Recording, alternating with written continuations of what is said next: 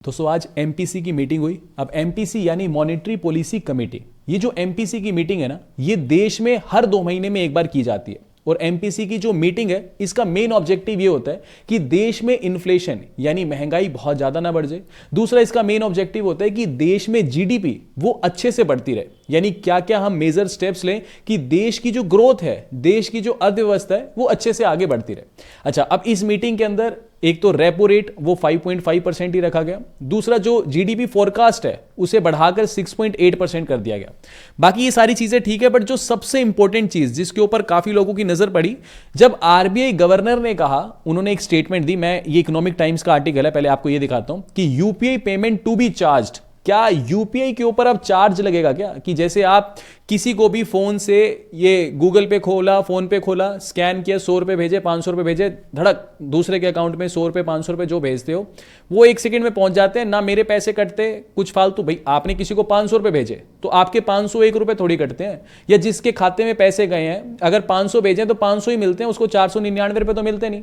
लेकिन क्या अब यूपीआई के ऊपर चार्ज लगेगा क्या? यूपीआई हमारे देश की लाइफलाइन है। मतलब छोटे छोटे वेंडर्स लगा लो, कोई गोलगप्पा बेच रहा है, कोई छोटे से छोटा वेंडर भी आज एक क्यूआर कोड लगा के रखता है। मतलब ऐसी हैबिट हो गई है कि लोगों की जेब में कैश रखने की आदत छूट गई है। कहीं पे भी गए, स्कैन किया, पेमेंट करी, ठीक है। तो लेकिन इसके ऊपर कॉस्टिंग भी तो लगती है। अभी आपने तो यहां से एंटर किया 50 रुपए, सामने वाले को 50 रुपए चले गए, लेकिन ये फ्री में थोड़ी हो रहा है। कोई, आप समझ रहे हो बात को? हर किसी का सर्वर है, हर किसी की कॉस्ट है।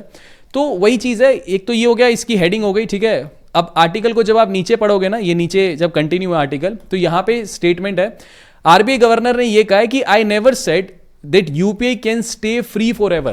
भाई ये क्लियरली कह रहे हैं कि मैंने कभी भी नहीं कहा कि यूपीआई हमेशा के लिए फ्री रहने वाला है। हाँ, अब एक चीज हो रहा है, इस मॉनेटरी पॉलिसी कमेटी में आरबीआई गवर्नर ने भी और फाइनेंस मिनिस्ट्री ने भी, दोनों ने ये चीज क्लियर कही है कि अभी के लिए, भाई ऐसा नहीं कि तुरंत, अभी के लिए फ्री ऑफ कॉस्ट चल रहा है, ठीक है, लेकिन ये हमेशा फ्री ऑफ कॉस्ट नहीं रहने वाला। भाई सरकार को हर साल 2000 करोड़ रुपए की सब्सिडी देनी पड़ती है, तब जाकर के आप और मैं फ्री यूपीआई को एंजॉय करते हैं। अच्छा, सरकार तो 2000 करोड़ की सब्सिडी देती है, लेकिन बैंकों के ऊपर, ये यूपीआई एप्स के ऊपर और एनपीसीआई जिसका नेटवर्क यूज करके ये पूरी की पूरी ट्रांजैक्शन होती है, इनका साल का 12,000 करोड़ के आसपास, रफली बता रहा हूं, ये एक्सपेंस बैठता है। तब और आप और मैं जाकर के जो है यूपीआई फ्री में यूज करते हैं, जिसमें से सरकार सिर्फ 2000 करोड़ की इनको सब्सिडी देती है, ठीक है। लेकिन फिर भी 10,000 करोड़ का खर्चा तो यही बियर कर रहे हैं। लेकिन सवाल आता है कि ये कब तक बैंक आपका और मेरा खर्चा यूपीआई के ऊपर और एनपीसीआई और जितनी भी ये ऐप्स हैं, ये कब तक आपका और मेरा खर्चा उठाएंगी? एक ना एक दिन इसके ऊपर फीस तो लगनी है। अब ये कब लगेगी? खैर चलो, ये सारी चीजें पहले एक बार मैं आपको आर्टिकल दिखाता हूं, फिर मैं आपको समझाऊंगा कि ये कैसे काम करता है। ये आर्टिकल है, अलग अलग न्यूज आर्टिकल छपे हुए हैं। अब देखो, मोटी बात ये है, पहले तो ये समझो कि यूपीआई जो ग्रोथ है वो दुनिया में किसी भी देश ने नहीं करी जितनी स्पीड से भारत ने करी है, ठीक है जी। यूपीआई पेमेंट सबसे ज्यादा हमारे देश में होती है, हमारे देश के बाद ब्राजील में होती है, और फिर उसके बाद चाइना में सबसे ज्यादा ये जो ऑनलाइन पेमेंट्स हैं ये की जाती है यूपीआई के माध्यम से, ठीक है। रियल टाइम पेमेंट जिसको बोलते हैं, ठीक है। अब अगर मैं इंडिया की बात करूं तो इंडिया के अंदर हर महीने, ठीक है, मंथली नंबर ऑफ ट्रांजैक्शंस कितनी होती हैं यूपीआई से? तो लगभग 2000 करोड़ ट्रांजैक्शंस की जाती है। यानी जैसे मैंने आपको पैसे भेजे, चाहे 10 रुपए भेजे, चाहे 1 रुपए भेजा, चाहे लाख रुपए भेजे, ये ट्रांजैक्शन काउंट होगा। नंबर ऑफ ट्रांजैक्शन में एक ट्रांजैक्शन होगी, आपने किसी और को भेजे 2 ट्रांजैक्शन, ऐसे करके टोटल हर महीने हमारे देश में 2000 करोड़ यूपीआई ट्रांजैक्शन की जाती है।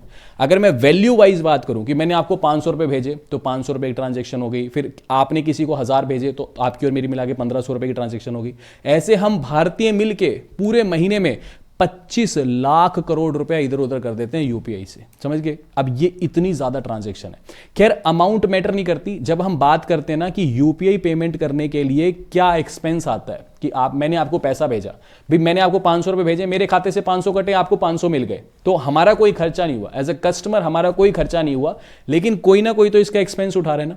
तो ये मैटर नहीं करता कि मैंने आपको 500 भेजे या मैंने आपको 5000 भेजे या मैंने आपको 10 रुपए भेजे, नंबर ऑफ ट्रांजैक्शन के ऊपर ही कॉस्ट आती है। भाई मैं आपको चाहे 10 रुपए भेजूं, चाहे 500 भेजूं, चाहे 5000 भेजूं, चाहे 50,000 भेजूं, चाहे 1 लाख रुपए भेजूं, अगर मैंने आपको एक ट्रांजैक्शन करी है ना, तो इसकी रफली कॉस्ट 50 पैसा आती है। समझ के बात को? 50 पैसा, ठीक है। अब मैं चाहे आपको अगर 1 रुपया भी भेज रहा हूं ना, लेकिन बैकएंड पे उसकी लगभग एस्टिमेट कॉस्ट 50 पैसे आती है। समझ के बात को? अब आप ये समझो कि महीने में 2000 करोड़ ट्रांजैक्शंस हो रही है हमारे देश में, तो हर महीने 1000 करोड़ रुपए की कोस्टिंग आती है। समझ की बात को। अब ये कोस्टिंग काम कैसे करती है?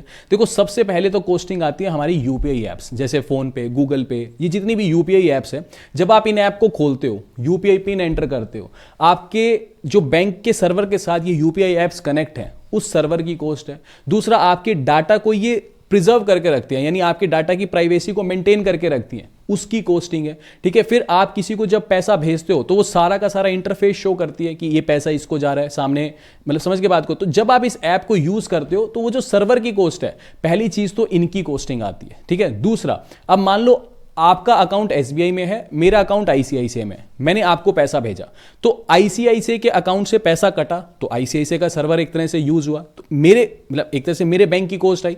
फिर आपका जिस बैंक में अकाउंट है, आपके बैंक को पैसा रिसीव हुआ, आपका बैंक ये कंफर्मेशन देगा कि आपके अकाउंट में जो है पैसा रिसीव हो चुका है, तो वो सर्वर यूज हुआ। अब देखो, एक तरफ मेरा बैंक है, एक तरफ आपका बैंक है, 500 रुपए मेरे बैंक से निकले, 500 रुपए आपके बैंक में पहुंच गए, लेकिन किस नेटवर्क को यूज करके पहुंचे? एनपीसीआई के नेटवर्क को यूज करके पहुंचे, तो फिर इसके नेटवर्क की कॉस्ट है। कॉस्टिंग कैसे आती है? मान लो अगर टोटल कॉस्ट एक एज्यूम कर रहा हूं, एक ट्रांजेक्शन करने की 1 रुपया लगती है, तो आप ये पकड़ के चलो कि 25% कॉस्ट यूपीआई ऐप उठाती है, 20% कॉस्ट दोनों के बैंक उठाते हैं, और 35% जो कॉस्ट है वो एनपीसीआई बियर करता है। अब इसके आगे सजेशंस क्या दिए जा रहे हैं? देखो, सजेशंस ये दिए जा रहे हैं, पहली चीज तो देखो, जितनी भी आपकी ये यूपीआई ऐप्स हैं, जैसे आपकी गूगल पे, फोन पे, इनको इतनी ज्यादा प्रॉब्लम नहीं है। सबसे ज्यादा प्रॉब्लम किसको है? एक तो बैंक्स को है, दूसरा एनपीसीआई को है। क्यों? क्योंकि बैंक को कोई एडवांटेज नहीं मिल रहा ना भाई, बैंक का इंटरफेस हम यूज करते हैं, पैसा एक दूसरे को भेज देते हैं, इसमें बैंक की कोई एडवर्टीजमेंट नहीं हो रही, ना ही बैंक का कोई फायदा हो रहा। समझ रहे बात को? अच्छा, दूसरा, ना एनपीसीआई को कोई एडवांटेज है, बस इनको कॉस्ट आ रही है। जितनी भी आपकी यूपीआई ऐप्स है, जैसे गूगल पे, फोन पे, कोई भी आप ऐप यूज करते हो, अगर आप इनको यूज कर रहे हो तो आप इनकी ऐप को इंस्टॉल करते हो, इनको तो कोई दिक्कत नहीं, इनको तो अगर थोड़ी बहुत कॉस्टिंग भी आती है तो ये अपनी ऐप पे 100 प्रकार के अलग अलग प्रोडक्ट्स दिखा देते हैं जी। इंश्योरेंस का प्रोडक्ट दिखा दिया, आपको पर्सनल लोन दिखा दिया, वो बेच करके इनकी तो क्रॉस सेलिंग हो जाती है, तो इनको इतना ज्यादा प्रॉब्लम नहीं है। हाँ, ये ऑब्वियस ही बात है, अपना पेन दिखाते हैं कि जी हमारी कॉस्टिंग आ रही है, हमें भी सब्सिडी मिलनी चाहिए, इनको भी एक पोर्शन ऑफ सब्सिडी मिलता है, लेकिन इनका फिर भी जो कॉस्टिंग है वो रिकवर हो जाती है कि भाई इंश्योरेंस बेच दिया, कभी कुछ क्रॉस सेल कर दिया।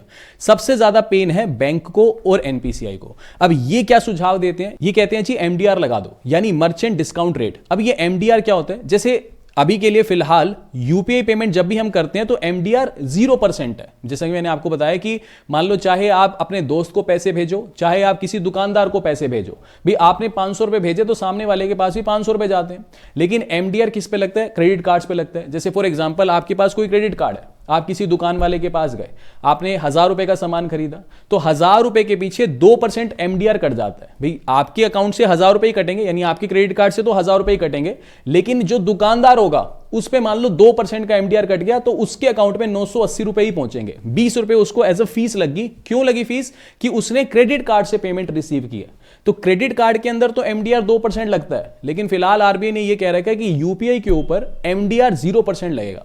तो पहला सुझाव तो बैंक, एनपीसीआई ये दे रहे हैं कि जी एमडीआर लगा दो। एमडीआर अगर यूपीआई पे लग गया, अभी ये सिर्फ हम हाइपोथेटिकल सिचुएशन को जज कर रहे हैं, फिलहाल के लिए कोई यूपीआई के ऊपर ट्रांजैक्शन नहीं है, बट अगर लगा, क्योंकि लगेगा। अब आरबीआई के गवर्नर ने खुद कहा है कि मैंने कभी भी नहीं कहा कि हमेशा के लिए फ्री रहने वाला है, तो वही चीज है। अब सुझाव जो है उसके ऊपर हम डिस्कशन कर रहे हैं कि अगर एमडीआर लगा तो उस केस में अगर आप कस्टमर हो और आप अपने दोस्त को पैसा भेज रहे हो, यानी P2P पैसा भेज रहे हो, तो कोई चार्ज नहीं है, 500 कटे 500 ही सामने वाले को रिसीव होंगे।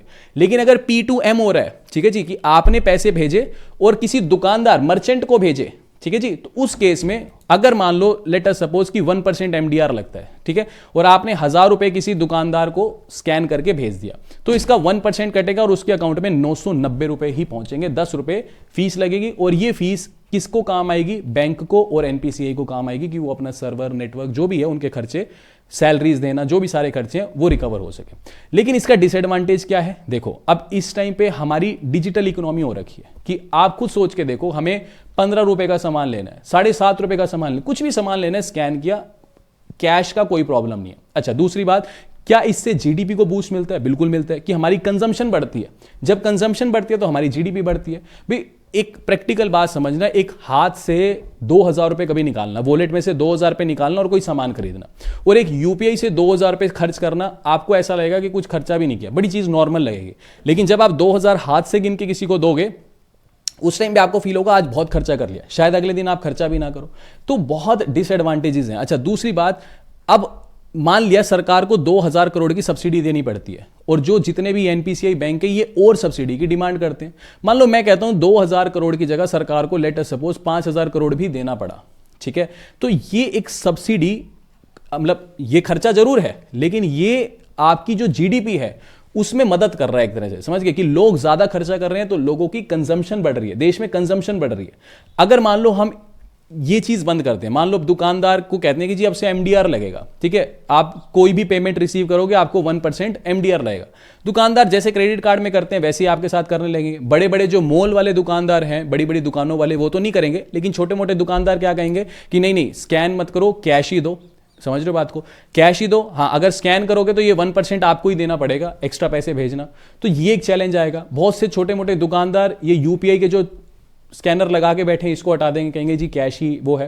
तो कहने का मतलब फिर दोबारा हम पीछे चले जाएंगे, जिस चीज में हम बहुत आगे आए हैं अगर ये चीज होती है तो फिर दोबारा पीछे जाएंगे, दोबारा फिर हमारी कैश बेस्ड इकोनॉमी होगी, फिर अगेन वही धीरे धीरे जो एक मुहिम है कि जी ब्लैक मनी खत्म हो जाएगी। अब देखो धीरे धीरे करके ये एनपीसीआई ने लॉन्च करा यूपीआई, ये इतना बढ़ेगा कि आज हमारे देश में 40% ट्रांजैक्शन जितनी भी होती हैं वो यूपीआई या डिजिटल माध्यम से होती हैं। 60% ट्रांजैक्शन आज भी हमारे देश में कैश की फॉर्म में होती हैं। बट ये धीरे धीरे खत्म हो रहा है ना, एक टाइम आएगा कि जब ये 60% हो जाएगा, ये 40% हो जाएगा। धीरे धीरे हम इसको अगर खत्म कर दें, कैश इकोनॉमी को खत्म कर दें, जैसे स्वीडन, नॉर्वे, जितने भी ये वेस्टर्न यूरोपियन देश हैं, इनमें नाम मात्र पेमेंट्स हैं, ठीक है, यूपीआई नहीं, बट ये जैसे कार्ड वार्ड से ज्यादा पेमेंट करते हैं तो वो एक डिजिटल पेमेंट ही होगी ना। तो कहने का मतलब अगर हम कैश बेस्ड इकोनॉमी से हट के प्रॉपर डिजिटल इकोनॉमी बन जाए तो हमारे लिए फायदा है, हम इजीली ब्लैक मनी को कंट्रोल कर पाएंगे, तो उससे सरकार को ज्यादा टैक्स कलेक्शन होगा। तो ये सरकार को देखना होगा। अभी इनके लिए भी बहुत मुश्किल डिसीजन है, ऐसा नहीं कि ऐसे चुटकी बजाई भाई सिर्फ 2,000 करोड़ को देख रहे हो, सब्सिडी जारी है या उनके खर्चे हैं, जो भी होगा बड़ा टफ डिसीजन है, बहुत सोच समझ के इसको लेना पड़ेगा। बट हाँ, बात छिड़ी है तो इसका कुछ ना कुछ नतीजा निकलेगा। खैर देखते हैं जो भी होगा। बाकी अगर आपको ये सेशन इन्फॉर्मेटिव लगा तो प्लीज वीडियो को लाइक और चैनल को सब्सक्राइब जरूर करना। मिलते हैं आपसे अगली वीडियो में। अभी के लिए this is end of the video. Thanks for listening and thank you all.